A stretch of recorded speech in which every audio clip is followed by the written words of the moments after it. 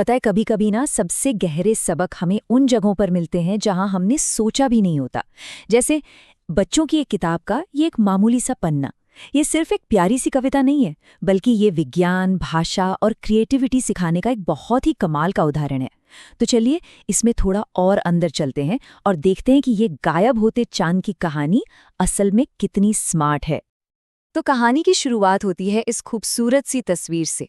देखिए, एक शांत रात है, पानी पर चांद चमक रहा है और एक मछुआरा है अपनी नाव में, और उसने अपना जाल फेंका है। लेकिन मछली के लिए नहीं, बल्कि पानी में जो वो चमक दिख रही है ना, उससे पकड़ने के लिए। मतलब एकदम जादुई, सपने जैसी तस्वीर है ये, जो देखते ही ध्यान खींच लेती है। और बस यहीं से शुरू होता है असली रहस्य। मछुआरे को लगता है कि अरे, उसने तो चांद को ही पकड़ लिया। लेकिन जैसे ही वो अपना जाल खींचता है, चांद गायब। तो सवाल उठता है, आखिर चांद गया कहाँ? है तो ये एक छोटा सा सवाल, लेकिन यही वो सवाल है जो हमारी दिलचस्पी जगाता है और हमें कहानी में खींच लेता है। अच्छा, तो किताब में जो कविता लिखी है वो कुछ ऐसी है। झिलमिल झिलमिल ताल में चंदा मामा, सबने देखा, फंसे जाल में चंदा मामा, सबने देखा, सबने देखा एक अचंभा, मछुआरे ने जाल समेटा, कहीं नहीं थे चंदा मामा, कहाँ गए जी चंदा मामा। तो इन शब्दों में एक भोलापन है ना, एक मासूमियत और एक पहेली भी है, जो मानो कह रही हो कि आओ मुझे सुलझाओ। अब इस पहेली को सुलझाने का जो पहला हिंट है ना, वो कहानी में नहीं है। नहीं, वो छिपा है इसके बाद आने वाली एक एक्सरसाइज में। ये किताब हमें एक खास शब्द पर फोकस करने को कहती है, और यही शब्द इस पूरे लेसन की चाबी है। और वो शब्द है अचंभा। मतलब कोई हैरानी वाली बात, कोई सरप्राइज, एक ऐसी घटना जो सच में नॉर्मल ना हो, जिसकी उम्मीद न की हो। अब देखिए, दिलचस्प बात यह है कि ये किताब सिर्फ कहानी नहीं सुना रही है, ये तो हमें सोचने का तरीका सिखा रही है। ये बता रही है कि असल में हैरान होने वाली बात होती क्या है। और ये सिखाने के लिए किताब में एक सवाल पूछा गया है कि भाई, नीचे जो वाक्य दिए हैं उनमें से किस में अचंभा शब्द का इस्तेमाल ठीक से हुआ है। ये एक छोटी सी एक्सरसाइज लगती है, पर इसका मकसद बहुत बड़ा है। तो ऑप्शन ये हैं, पहला कि ये देखकर अचंभा हुआ कि सूरज रोशनी देता है। दूसरा, ये देखकर अचंभा हुआ कि चांद रात में दिखता है। और तीसरा, ये देखकर अचंभा हुआ कि आधे खेत में तो बारिश हुई और आधा सूखा रह गया। अब देखिए, पहले दो ऑप्शन तो नॉर्मल बातें हैं, प्रकृति का नियम है, इसमें हैरान होने जैसा कुछ नहीं है। लेकिन तीसरा वाला, हाँ, वो सच में एक अचंभा है। तो पॉइंट ये है कि ये लेसन सिर्फ फैक्ट्स के बारे में नहीं है, ये तो ये सिखा रहा है कि असल में हैरानी वाली बात क्या है।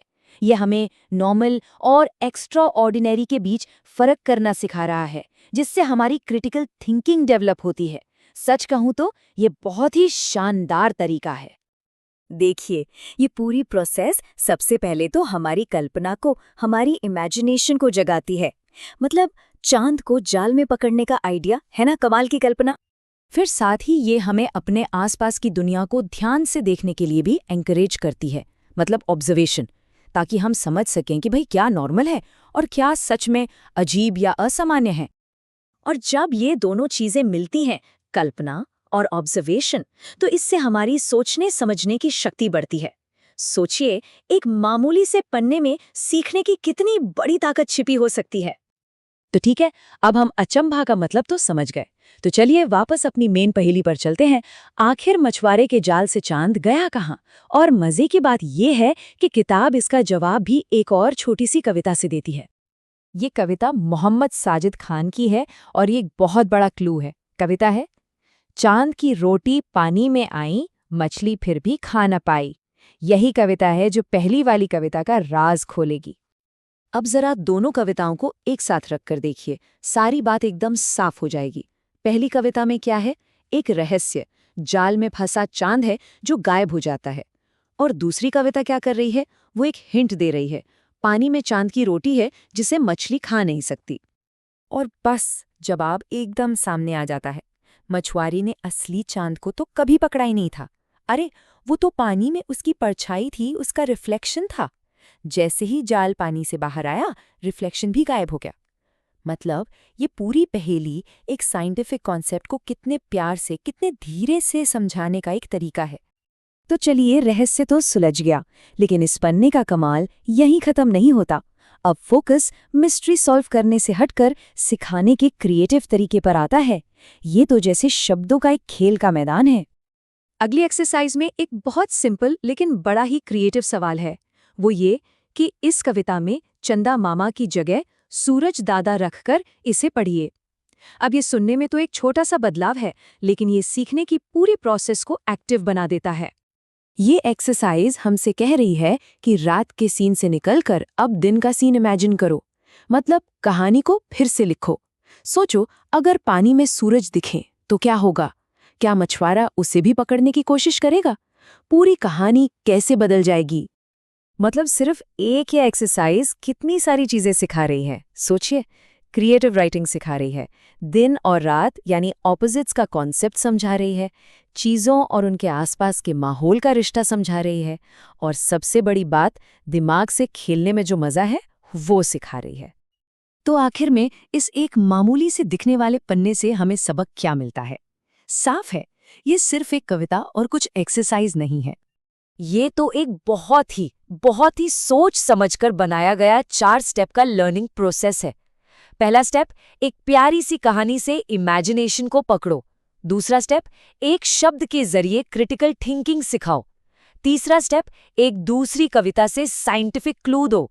और चौथा स्टेप, एक क्रिएटिव सवाल पूछकर एक्टिव पार्टिसिपेशन को बढ़ावा दो। ये तो साइंस, लैंग्वेज और क्रिएटिविटी तीनों को एक साथ सिखाने की एक मास्टर क्लास है। यह हमें दिखाता है कि अगर सही तरीके से डिजाइन किया जाए तो पढ़ाई कितनी इंगेजिंग, कितनी मल्टी लेयर्ड और कितनी मजेदार हो सकती है।